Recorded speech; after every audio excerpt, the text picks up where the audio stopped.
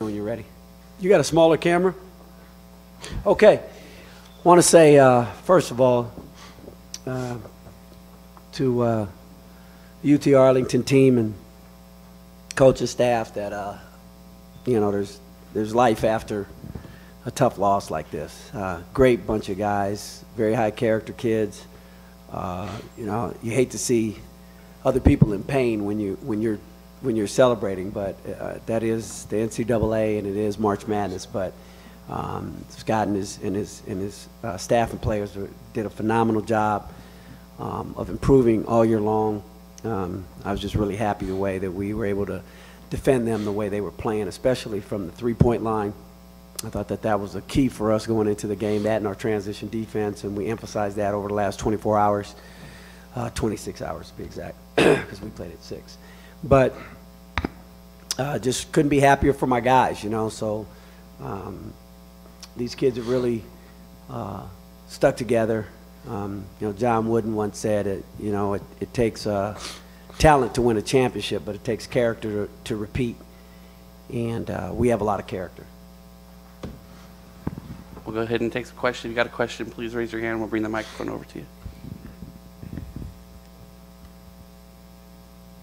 Coach, you mentioned it there at the end of your statement, but just, you know, you're very, you know, obviously a talented team, but you talked about character and just talk about the adversity, like all the adversity this team went through, and you guys still stayed focused, like the last 2 months especially, and kind of turn it on.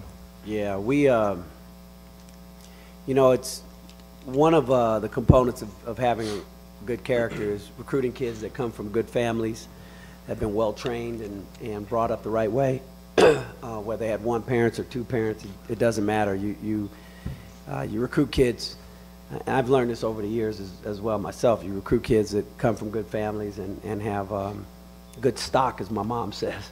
And all our kids come from good stock, you know. And I think it makes a difference when you're trying to take the baton from them, their parents, and run the next leg, and you want to teach them and help them to develop and you know, life lessons when they occur. And we had a bunch of lessons this year, and the guys bought into everything that I was selling, and so I'm really fortunate that it worked out according to plan and we reached one of our goals, because then it's kind of like the proof is in the pudding. So now it's even easier for me to, you know, when I lose Bonja and I lose Tyrone, all my young guys are now going to look at me with eyes like, yeah, he knows what he's talking about, you know, and that helps obviously.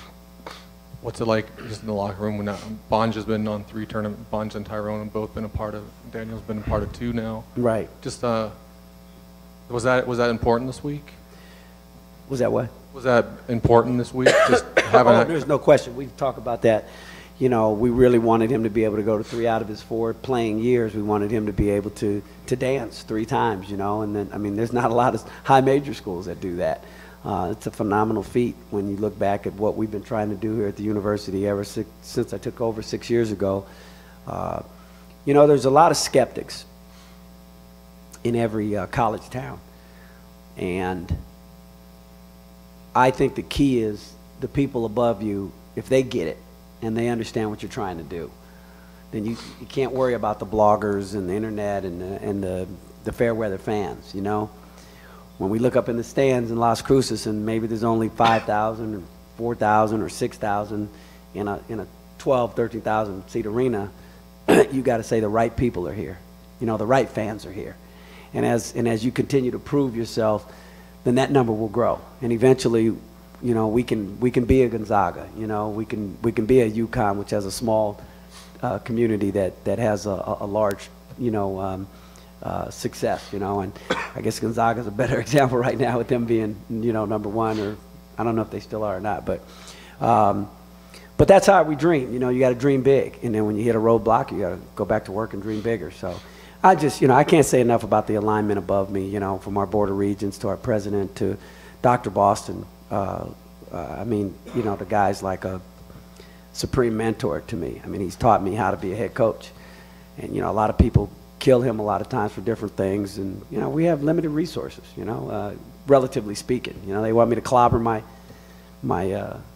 you know, my rivals every year, you know, well, okay. Everything's relative, you know, so I'll take dancing every year. If it's okay with my community, I'll take dancing every year. So enough said on that. Let's get back to positive stuff.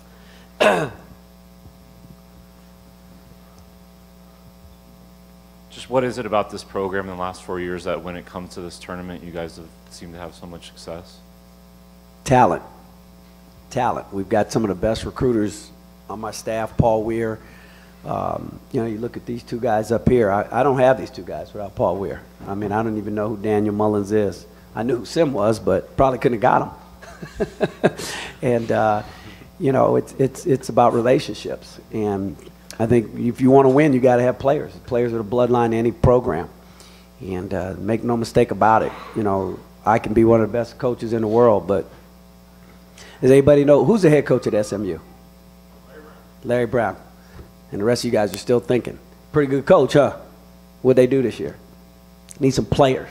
Players win championships. And coaches may be able to steal a couple possessions, and I think we did that tonight as a staff. I don't want to knock our coaching staff because we did do a good job this year. But you know, that's just stealing a few possessions. You got to have players that can get up and dunk and make threes and are versatile and athletic and long and can defend and they can own the paint and change shots. That's what makes up a quality basketball team that can hopefully not just dance but stay there a while. And that's our hope this year.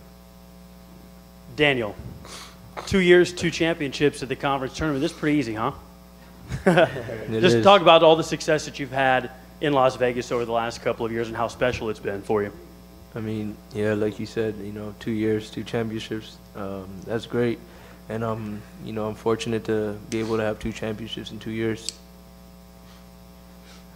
Sim, as the freshman, just the second freshman ever to be the MVP of the WAC tournament. How special is this for you in your first year after all the work you put in last year during your redshirt year to see all this pay off this year? It's definitely a great feeling. Seeing where all my hard work came from. It's a blessing, honestly. I don't really think I would come this far, but I guess you see how much hard work takes, how far hard work takes you.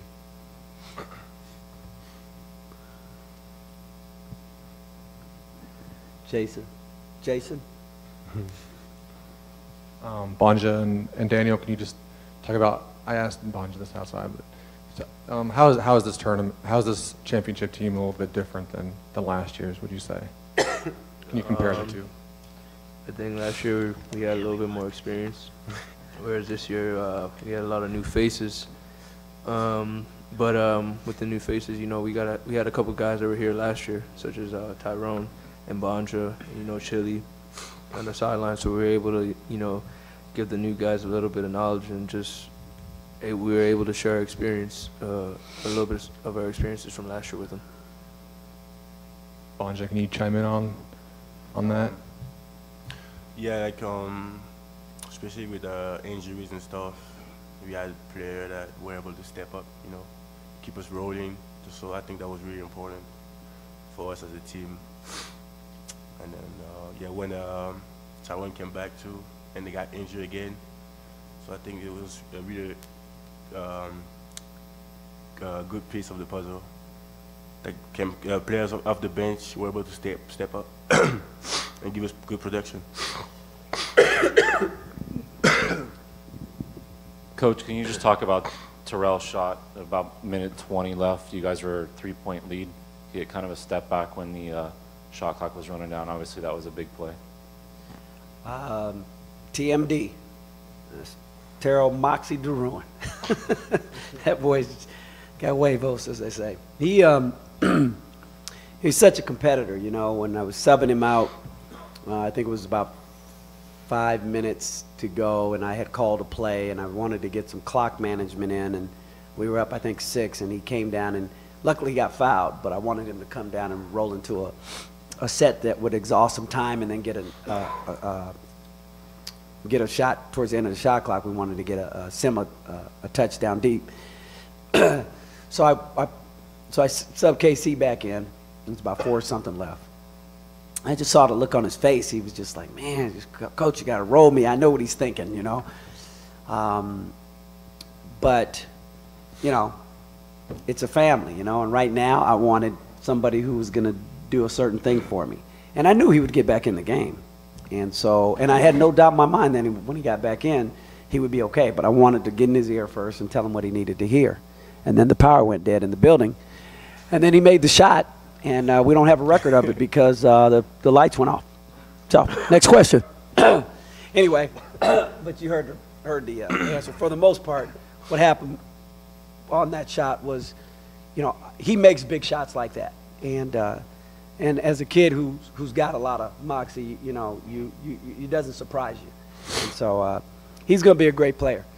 You know, if I could take some of the characteristics from KC and take some from Terrell, you know, they'd probably be a first-round draft pick. So I got to get them both to get a little bit from each other, and I think we got a great combination with the two right now. Coach, what does it say about the state of the program that you have 3 players that started on opening night, not in the lineup for a good portion of the conference season, and you guys still were able to do what you did and then come in here and win the tournament championship? Well, depth, you know. It comes back down to players again. I mean, you think about recruiting and, you know, Kevin Aronis and Remy Berry and Ronaldo Dixon. I mean, these guys are players, and they weren't starters, and they played, you know, significant minutes. Who else was in that starting lineup? Anybody that wasn't starting initially? And I think that was Terrell. Yeah, Terrell got a lot of minutes as well. Yeah. So I mean, there's just guys that. This is a great team, man. This is a great team. I mean, these guys are so fun, and I would have been crushed had we lost this game. That was my fear. My fear was the pain that these kids would feel had they lost tonight. And I had to keep just shaking myself and saying, you know, well, I got to be better prepared. I got to make sure that I'm, you know, just that I'm ready, And my staff does a phenomenal job, you know, from Ryan Mack to Coach Brown to Coach Delk to Coach Weir to Josh Dacey to the whole crew. I mean, we just have a fantastic chemistry in the offices. You know, I got guys here sitting, Samson Coyote and Gerald Lewis, who are part of our family, a part of these guys' lives that aren't even with us anymore, but they travel here to Vegas to be with us because that's who we are. New Mexico State Aggies are a family, and I'm just so happy for these guys. It's just an incredible feeling, man.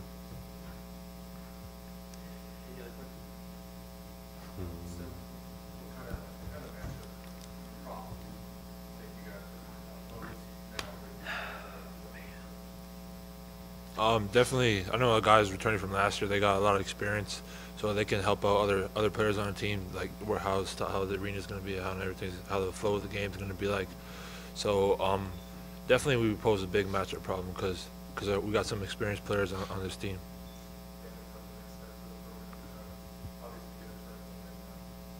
Yeah, most definitely. You know, last year we weren't able to get a win. So this year, most definitely, we're looking to at least get a win and then try to advance in the tournament. If we don't go to the championship game, I'll be severely disappointed.